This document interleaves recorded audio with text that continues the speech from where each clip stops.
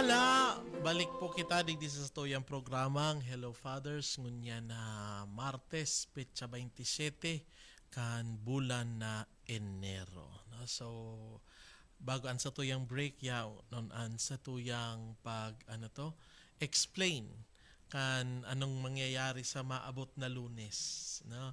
So ang blessing po kan kandila sa Monday, no, since it is February 2, will be at the beginning of the Mass. No?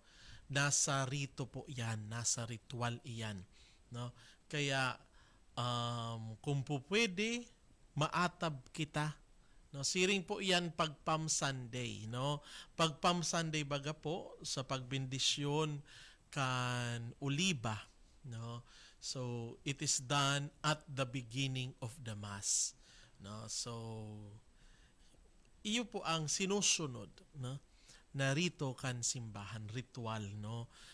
Kasi may meaning po yan, no? So because at the entrance, no? Kaya po tanganing mas masabutan inimbitaran ko nag-plug tulos, no, inimbitaran ko ang mga mga liturgy enthusiast, so mga nagaandam kan liturhiya sa inda mga parokya, sa mga eskwelahan, no, sa mga campus ministries offices, and then sa mga public, sa sa schools, no, sa private schools, sa Catholic schools, no. So this coming February 7, igwa po ning seminar na itatao ang Commission on Worship. Ini po preparing parish and school liturgical celebrations, no. So ini po taning dakulang tabang para sa satuyang mga eskwelahan, no, lalong-lalo na tangani na mas maging meaningful. No? And masabutan ta ang mga lambang partikan Santa Misa nga ta kaipuhan ini ilaag, nga ta dahi ini kaipuhan, nga ta dahi ini lalaag, nga ta dahi ini pwede, nga ta sa panahon na ini kaipuhan dahi pwede, no? So those will be the things to be discussed, no? So February 7 po iyan, and venue po kaiyan sa Our Lady of Fatima Parish, sa hall sa baba kang Our Lady, sa baba sa kumbento, no, sa parish hall of Our Lady of Fatima Parish.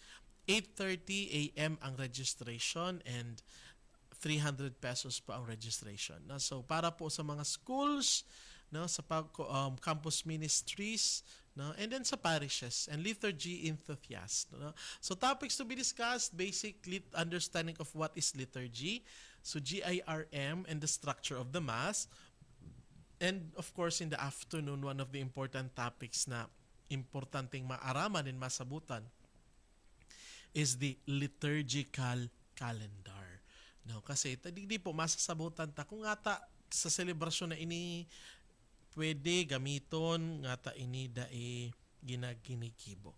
No, so yan po, no. So sa February 7, no, magkakaigwan ng seminar, basic seminar on preparing liturgical activities in schools and in parishes. No. So mga katiwala, ngayon na padaguson ta so sa tuyang pinag-iristoryahan, so sa tuyang topic kang nakaaging simana, no, digdi sa tuyang programa, which giving and teaching us of the importance of devotion sa satuyang mga parokya, sa satuyang buhay Katoliko. No, so popular piety, no, this was our topic, no, is an expression of faith, no. So ini po sa tuyang pagpahiling kan sa tuyang pagtubod, no, and has a cultural element proper to it, no. So it has the is culture importante. So ang popular piety kaya is an expression of faith depending on the place, no. So expression of faith kan sarong lugar, no. So there are communities that it is their way, no. Kaya baga po ingwaning term sa liturgy that is what we call inculturation, no. So this is a term that is used to describe the process by which the gospel and the Christian faith is expressed and lived. Na, so ulitin ko po, no, inculturation is used in the Catholic Church to describe the process by which the gospel and the Christian faith is expressed and lived and celebrated within different cultures. No? So igwa nga nagsabi that the inculturation of the gospel, no? So the inculturation of the gospel is the liturgy, is the Eucharist. No? Because it is an expression of faith sa gospel. No? So the liturgy is an expression of faith, no? In God. No? There is sa parts of the Mass baga. No?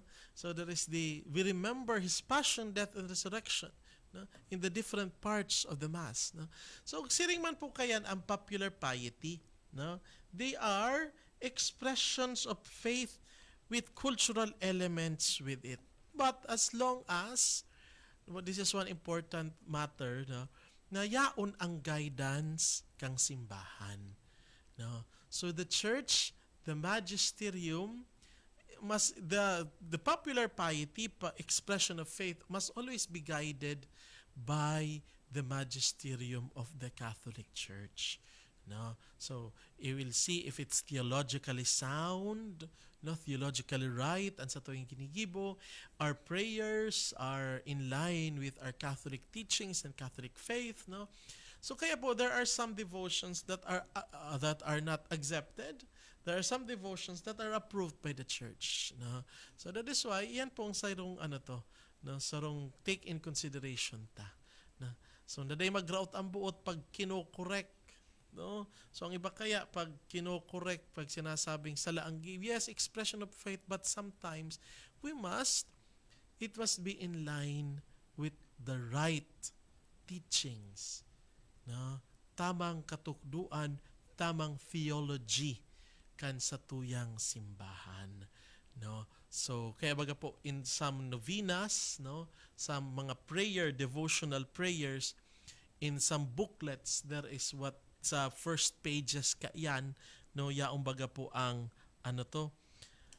mga words na nihil obstat, imprimatur, or censor. No? So ining mga they are given to persons, no, in the dioceses, no, that they are the one who approves. No? Nihil obstat, nothing is wrong. Imprimatur, it is approved, no, by the church without, no, na warang mayong theological it follows the catechism and evangelization process of the church. No?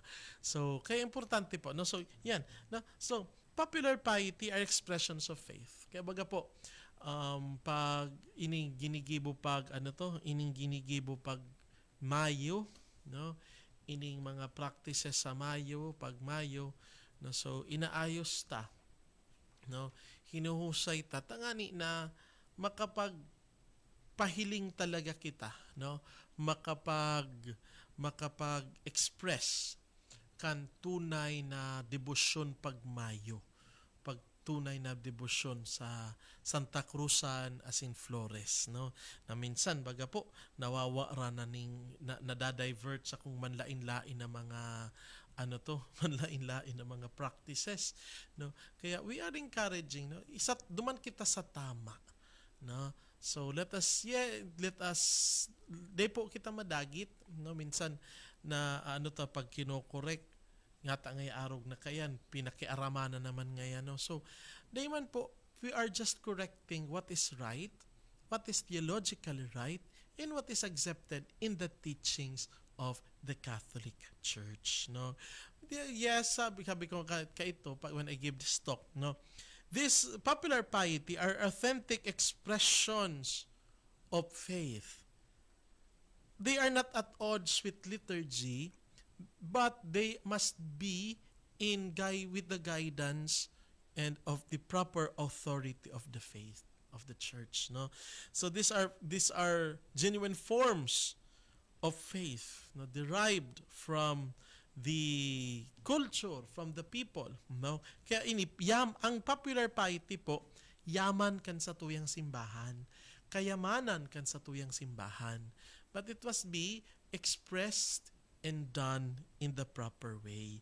No, kaya po sabi kan Constitution on Sacred Liturgy, no?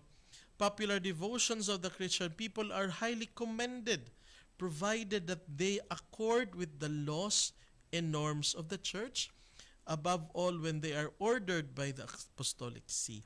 Devotions proper to individual churches have also a special dignity. So sa maabot pong Sabado, no, so kafestahan, anibersaryo ni Nuestra Señora de Desamparados, no. So igwa pong igwang misa sa bongga, no. So kung duman sa chapel, kung sa inang harani duman sa chapel, kung sa inang nangyari ang ano to, ang aparisyon, no, sa bongga novena 4 o'clock and Holy Mass at 5 o'clock. Kasi niwa man po sa sentrong Bakakay, no, sa maabot na Domingo, sa maabot na Sabado, January 31, kung celebrated Mass sa sentrong Bakakay po ini at 9 o'clock in the morning. No? So, sarong manapiga anong debosyon digdi sa tuyang diocese, no, Nuestra Señora de los Desamparados, no. So pagpahiling ni kan mahal na ina, no, duman sa parte kang bungga napig tabangan prinotektaran duman sa laban duman sa pag-uson pagputok kang mayon. So kaya as we pray to the Our Lady of Desamparados, no, naprotektahan man lugod kita, no, maprotektahan man kulugod kita sa unrest kaining sa tuyang bulkan, no. So mga katiwala, marahin na banggi, no, sa mga naghinadjog dyan sa tuya sa kanyang mga klase sa batch 2001 kan St. Agnes Academy, no. So kami po ang silver jubilarians kung na taon na ini, no. So sa May 3, no, May 3 po and sa Grand Alumni Homecoming kan St. Agnes Academy. Na so sa Domingo po 'yan, no, alauna ning hapon, no. So may rahay na banggiman kay Kagawad Jeremel Clerigo na naginanyog ngunyan sa Kagawad kan Tiwi, no. Saro ko amigo tapos si Mark Coralde, no. So maray na bang kitabi sa indunduwa asin sa kabos ang ginanyog dyan sa satuya, no, sa manlain-lain na media platforms kan sa tuyang dioceses, no, kan sa tuyang diocesan radio station, no. So maabot na Biyernes po, kumplian nyo kan sa tuyong obispo. Happy birthday in advance, Bishop Bong. Ay, Webes, tama, sa July 29. No, so mga katiwala, balik po kita, no? So popular devotions, they are richness, yaman